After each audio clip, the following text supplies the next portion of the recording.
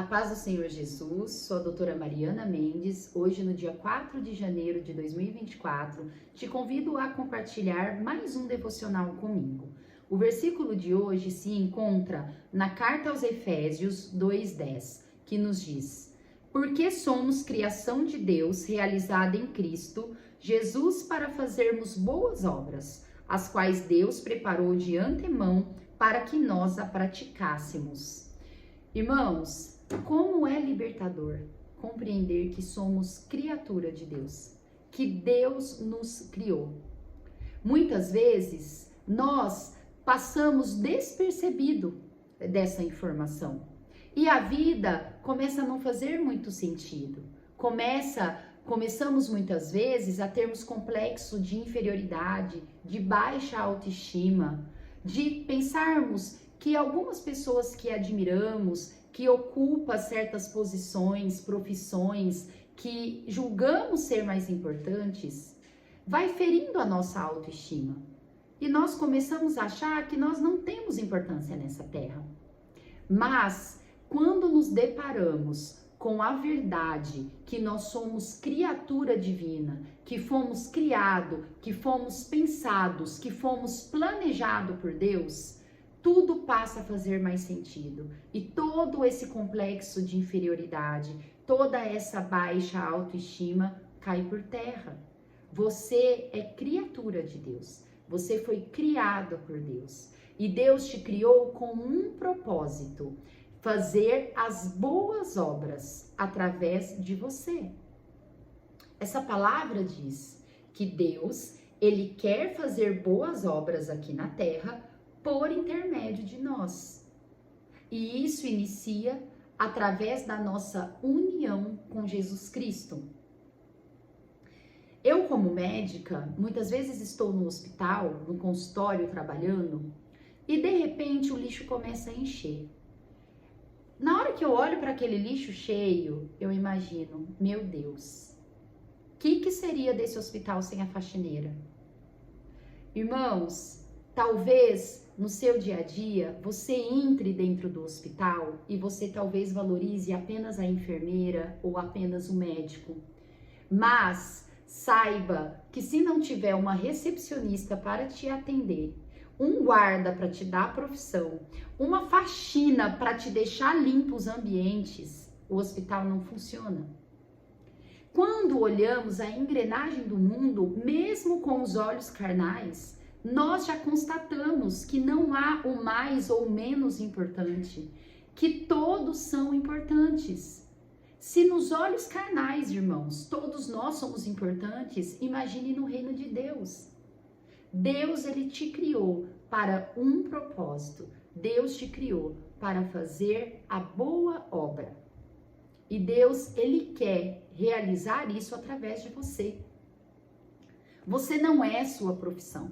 Você não foi criada apenas para trabalhar, ganhar dinheiro e pagar boleto. Deus tem uma obra para fazer a partir de você. Mas para isso, nós temos que estar conectados a Deus. Você não é o resultado, seu resultado final não pode ser apenas uma autorrealização pessoal. E talvez hoje você pode se perguntar, mas qual é o meu propósito? Para que Deus me criou? A primeira coisa, irmãos, que nós precisamos compreender para entendermos o nosso propósito pessoal é entender que nós fomos criados para a eternidade. Deus não nos criou para viver 30, 40, 50, quiçá 100 anos aqui na Terra. Deus nos criou para a eternidade. Nós não temos que viver como se nós fôssemos tudo acabar amanhã. Pois a partir do momento que nós temos esse pensamento terreno, eu preciso viver o hoje e o amanhã talvez já acabou, nós muitas vezes fazemos escolhas erradas. Nós temos que entender que nós somos criados para a vida eterna, para viver eternamente com Deus. A partir disso, tudo começa a fazer sentido. A segunda outro ponto, a segunda outra coisa mais importante que precisamos saber sobre o propósito é que, independente do local que você ocupa, da profissão que você tem, é importante você começar a fazer com amor. A palavra de Deus vai nos dizer que o sentimento mais importante é o amor. Não o amor mundano, esse amor carnal, esse amor transitório, mas o amor eterno, o amor ágape, o amor de Deus. Na primeira carta aos Coríntios, no capítulo 13, versículo 13, a palavra nos diz assim: agora, pois, permanecem a fé, a esperança e o amor. Estas três, mas a maior destas é o amor. No versículo 3 deste mesmo capítulo, complementa: e ainda que eu distribuísse toda a minha fortuna para sustento dos pobres, e ainda que entregasse o meu corpo para ser queimado e não tivesse amor, nada disso me aproveitaria. O início do cumprimento do propósito, irmãos, depende do nosso ato de amor. Você fazer tudo para a honra e glória do Senhor Jesus. Não importa se é uma faxina, se é um atendimento médico, odontológico, se você é advogado ou se você é um operário. O importante é iniciar, fazer tudo com amor. Irmãos, a partir do momento que nós sabemos que nós vivemos para a eternidade e que todos os atos aqui na terra têm que ser feitos com amor, tudo começa a fazer sentido, irmãos. Tudo começa a fazer sentido. Muitas vezes, nesse relacionamento pessoal com Deus, a gente pode se perder, a gente pode ficar cansado, pois as aflições do mundo são garantidas até por Jesus. Mas para nós conseguirmos manter firmes nesse caminho de luz, depende de quando ficarmos conectados 24 horas com Deus. E como Deus fala conosco? Através da palavra dele. É muito importante, irmãos, nós ouvirmos os outros irmãos falar da palavra de Deus. Nós termos um momento particular com o Senhor, através da leitura bíblica, para a gente poder, assim, viver na luz da verdade. Irmãos, a minha oração hoje é que nós possamos estar no caminho do Senhor, vivendo o propósito que Ele tem para nós. Que a partir de hoje, nós, ao abrir os nossos olhos na cama, nós nos conectamos ao Senhor, agradecemos por mais um acordar, por mais um dia, e que possamos perguntar para o Espírito Santo: Senhor, qual o seu propósito para mim hoje? Como talvez, irmãos, as coisas tornariam mais fáceis para a gente e os nossos olhos começam a ser abertos para as pequenas coisas. Irmãos, eu agradeço a oportunidade de poder compartilhar essa palavra com vocês. Pois os devocionais, esses momentos de leitura, esses momentos de reflexão, falam muito comigo, me desperta, me chama a atenção.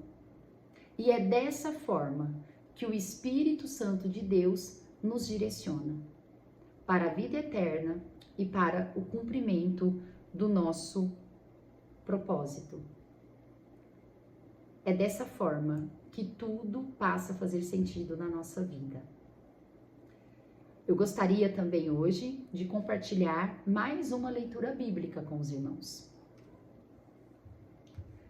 A leitura bíblica proposta está no primeiro capítulo de Mateus. É interessante, irmãos, eu ressaltar a vocês que Mateus, ele era um publicano.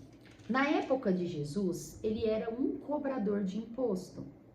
Nós sabemos que essa classe social, naquela época, entre os judeus, causava grande ojeriza. Os judeus, eles tinham muita raiva dos cobradores de impostos, pois naquela época os judeus eram colônia do Império Romano. E esses cobradores de impostos nada mais eram que um judeu que trabalhava para o Império Romano. E muitas vezes de uma forma corrupta, de uma forma não muito correta. Então eles passavam a ser odiados pela sociedade judaica daquela época. Mas Mateus, assim como eu, ele encontrou Jesus. E Jesus fez a vida de Mateus fazer sentido. Ele entrou no propósito.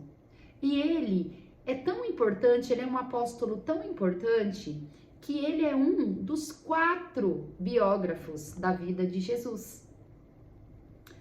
O primeiro capítulo do livro de Mateus inicia do versículo 1 ao versículo 17, falando toda a genealogia de Jesus. Pois nós sabemos que os antigos profetas profetizaram para a vinda do Messias, a vinda de Jesus Cristo. E eles deram alguns sinais de qual seria a linhagem de Jesus Cristo. E Mateus, de uma forma investigativa, ele escreveu toda a genealogia de Jesus, provando que Jesus era o Messias esperado. Eu gostaria de fazer a leitura dos versículos 18 ao 25 do primeiro capítulo de Mateus. O nascimento de Jesus Cristo. Ora, o nascimento de Jesus Cristo foi assim. Estando Maria, sua mãe, desposada com José, antes de se ajuntarem, achou-se ter concebido do Espírito Santo. Então José, seu marido, como era justo e a não queria infamar, intentou deixá-la secretamente. E projetando ele isso, eis que em sonho lhe apareceu um anjo do Senhor, dizendo: José, filho de Davi, não temas receber a Maria, tua mulher, porque nela está gerado do Espírito Santo. E dará à luz um filho, e chamarás o seu nome Jesus, porque ele salvará o seu povo dos seus pecados. Tudo isso aconteceu quando que se cumprisse o que foi dito da parte do Senhor pelo profeta que diz: Eis que a virgem conceberá e dará à luz um filho, e chamá-lo-ão pelo nome de Emanuel, que traduzido é Deus conosco. E José, despertando do sonho, fez como o anjo do Senhor lhe ordenara e recebeu a sua mulher, e não a conheceu, até que deu à luz seu filho, o primogênito, e pôs-lhe por nome de Jesus. Glória a Deus por essa palavra. Irmãos, essa parte bíblica fala sobre o nascimento do nosso Messias amado, o nosso Messias tão aguardado. E Maria, sua mãe, que foi a mulher terrena, que foi escolhida por Deus para gerar o seu filho prometido. Maria, irmãos, não é à toa que a Bíblia a chama de bem-aventurada. Maria, uma mulher comum da sociedade judaica da época, de uma família simples, foi escolhida para gerar o seu filho.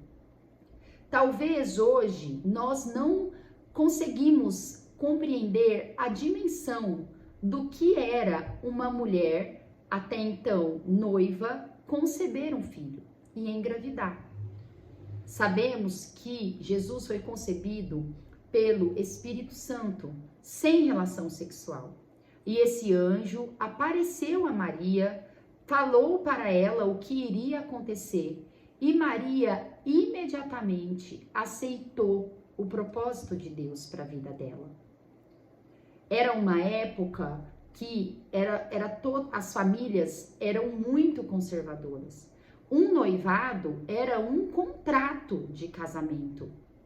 Uma vez quebrado, era como se fosse um divórcio, para entendermos a seriedade de um compromisso de noivado naquela época. E Maria, ela estava prometida para José. Maria, quando se viu grávida pelo Espírito Santo, contou tudo para José. E naturalmente, José naquele momento duvidou e pensou em terminar tudo com Maria. Mas de uma forma escondida. O texto que nós lemos disse que ele não queria infamar Maria. Mas o anjo do Senhor apareceu a José e revelou todo o propósito divino através de Maria. E é interessante que ambos, tanto Maria quanto José, aceitou o propósito de Deus, sem pensar na dificuldade, sem pensar no que os outros estavam pensando sobre eles. Eles ficaram firmes, crendo na palavra do Senhor, crendo no que o anjo do Senhor prometera para eles. Olha, irmãos, como Maria e José são um exemplo para nós. Muitas vezes, Deus, ele nos mostra um caminho, mas nós começamos a olhar com os olhares mundanos, as dificuldades, o que os outros vão pensar, eu não posso. Mas Jesus, ele nos ensina que nós precisamos viver pela fé, fazer um propósito de fé. Assim como Maria e José fez.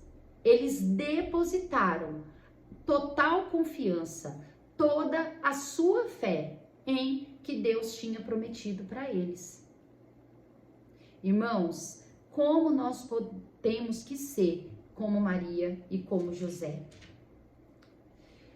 Eu gosto muito, irmãos, deste versículo 23, que diz: eis que a virgem conceberá e dará à luz um filho, e chamá-lo-ão pelo nome de Emanuel, que traduzido é Deus conosco.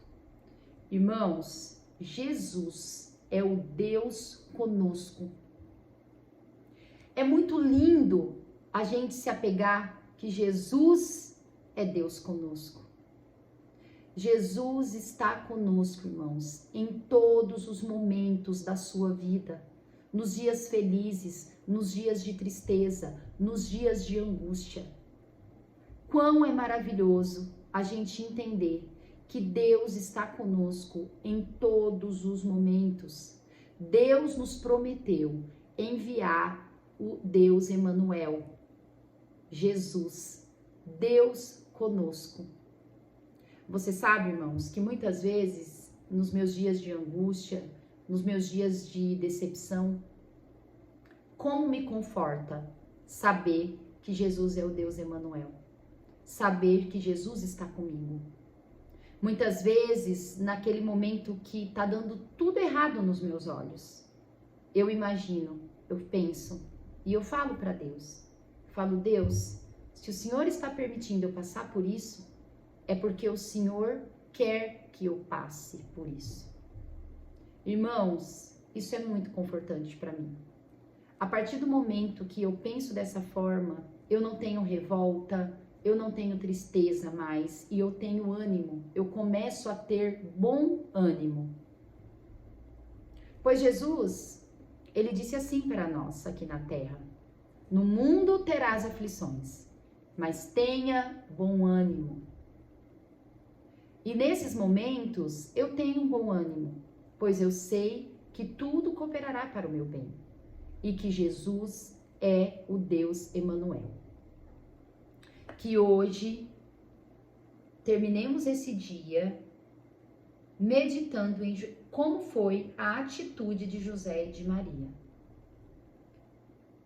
Que hoje nós possamos ter um compromisso de cumprimento de propósito divino nas nossas vidas, assim como foi a vida de José e de Maria.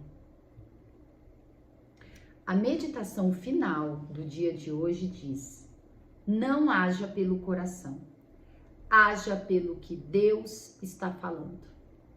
Muitas vezes, se darmos ênfase para o coração, começamos a ter atitudes carnais, ou mesmo deixamos-nos levar por sentimentos transitórios, de tristeza, de revolta, e saímos do GPS de Jesus, saímos do caminho de Jesus. Que nós possamos estar conectados com o Senhor Jesus e dar ouvido para o que Ele está falando. Fique com Deus Emanuel. Não esqueça de quem é Jesus, das promessas de Jesus e o que Jesus está dizendo para nós. Um grande abraço para todos. Muito obrigada por ter chegado até aqui. Que Deus abençoe a sua vida. Que os seus dias, as suas horas, os seus minutos seja abençoado. Pois você é abençoado. Eu sou abençoado, porque eu tenho Deus Emanuel. Amém? Deus abençoe a todos.